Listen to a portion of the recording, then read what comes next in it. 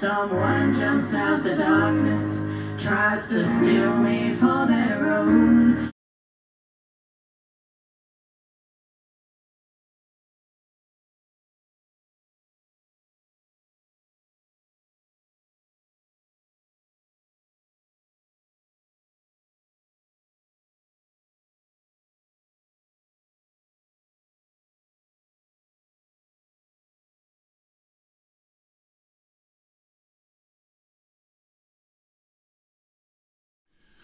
Hi everyone, Morten Aastad here with another unboxing video. Although there won't be a lot of unboxing going on because I already did that and then I started talking about the records. When I grabbed one of the records and started talking about it, I sort of realized that some of the things I'd said earlier was in error, and I remembered a couple of details apparently completely wrong.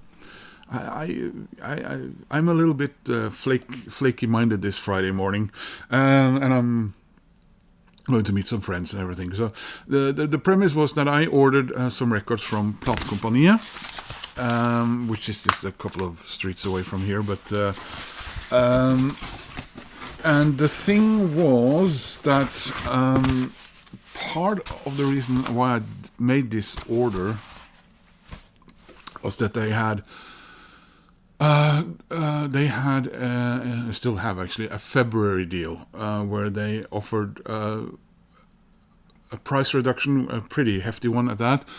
But I said something about it being 4 albums for a certain price, and then I remember it's probably 3.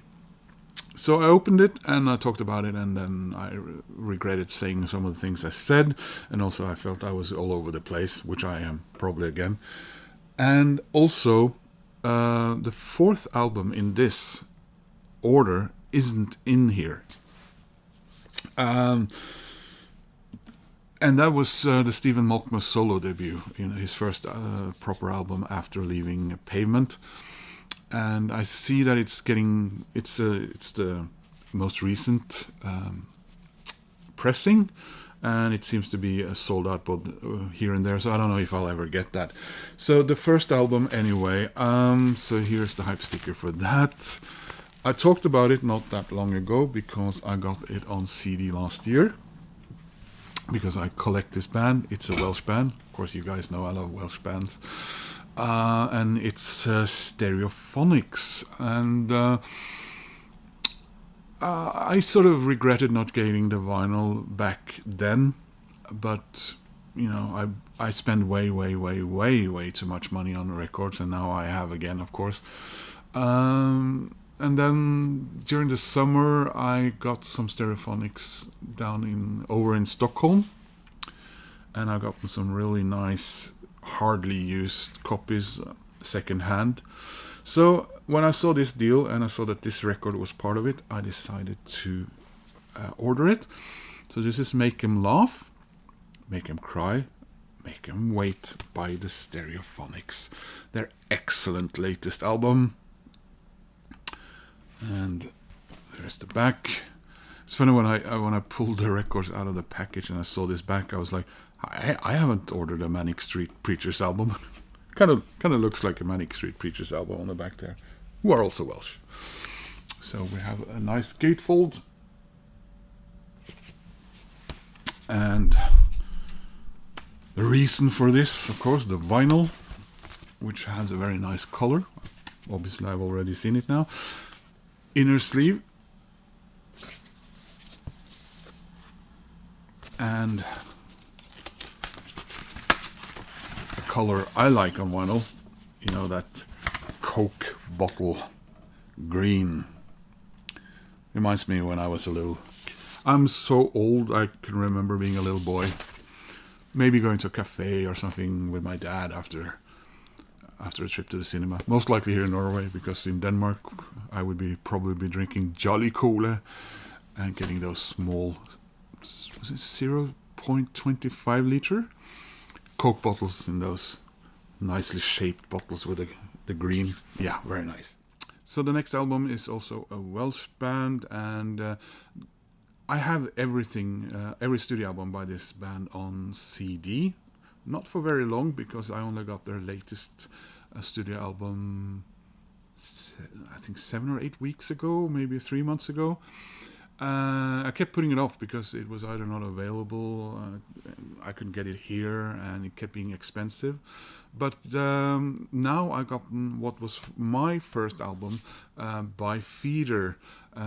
So they had already broken through, and I think this was their third album. And I think I remember I was in Peterborough in the UK and grabbed this at His Master's Voice. And I just fell for the cover art. So this is Comfort in Sound by Feeder from 2002.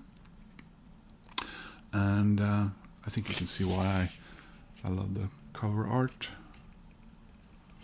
So this is the classic album repressed on vinyl for the first time since original release. So yeah. 23 years later. Lovely record. I love Feeder. I know a couple of you guys out there in the vinyl community. Same people who were probably excited about my Stereophonics album are equally excited by this Feeder album. I think maybe one of them resides in Denver. So at the time of recording, Feeder were Grant Nicholas, Taka Hirose, and Mark Richardson. And the original art is by Aya Takano, The World of Rock Canon, 1999.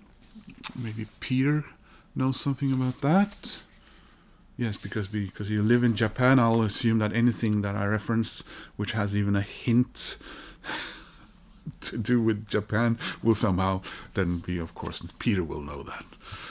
So yeah, anyway, it says, torn in two, you close your eyes for someplace new. We nurse regrets restricted in our own beliefs. Today it all feels fine, a sense of freedom fills your mind. And finally, bruised with all rejection, we suffer the breaks. So you see the little art going on there. And vinyl, which is very pretty. I love this color on vinyl as well.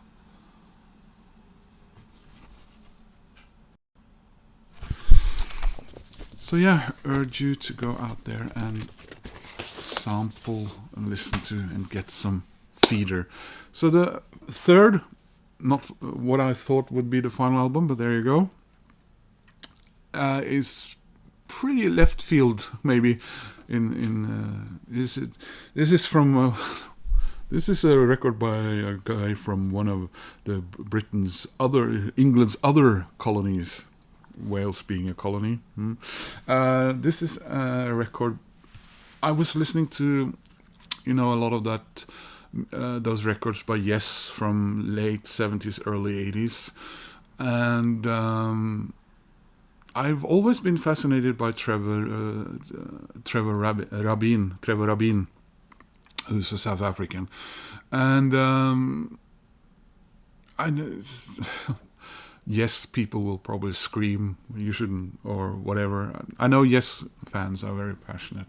And I sometimes think of Trevor Rabin as sort of the David Gilmour of Yes, and someone's gonna show up back behind me now and stab me. No, but I haven't heard a second of this record, but like I said, I was watching some documentaries about him and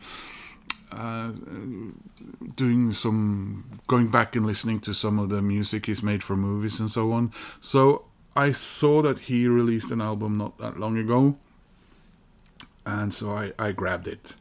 And this one was not part of that deal. This was, but it had been I think it'd been reduced in price by $15 or $20. So this is Trevor Rabin with Rio, limited edition gatefold, 180 gram, transparent sun yellow 2 LP with etching on side D, plus the first vocal-led solo album in over 30 years from multi-instrumentalist, film composer, that was the word I was looking for, and producer Trevor Rabin. So there you go, guys. you see how wildly my music taste spans, you know. Megadeth one day, Robin another day, Kylie, Slayer, Depeche Mode, Feeder, Stereophonics, Trevor Rabin, Rolling Stones.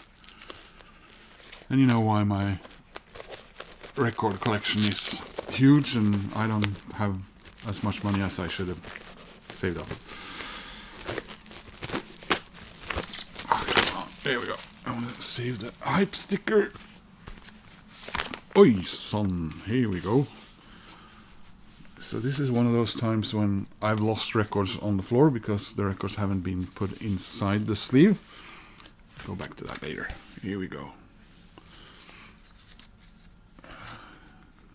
Nice artwork. So there is the man himself.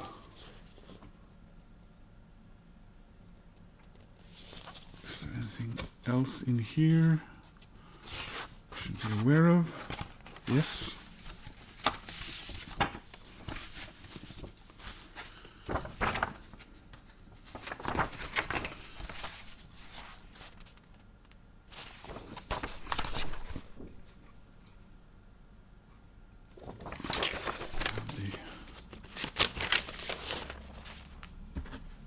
Nice yellow transparent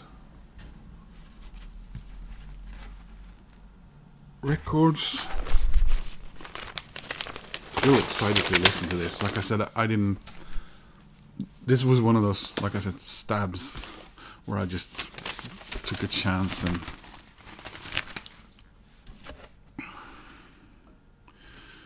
so yeah, the etching is, I suppose, like the artwork on the cover, but it's not easy to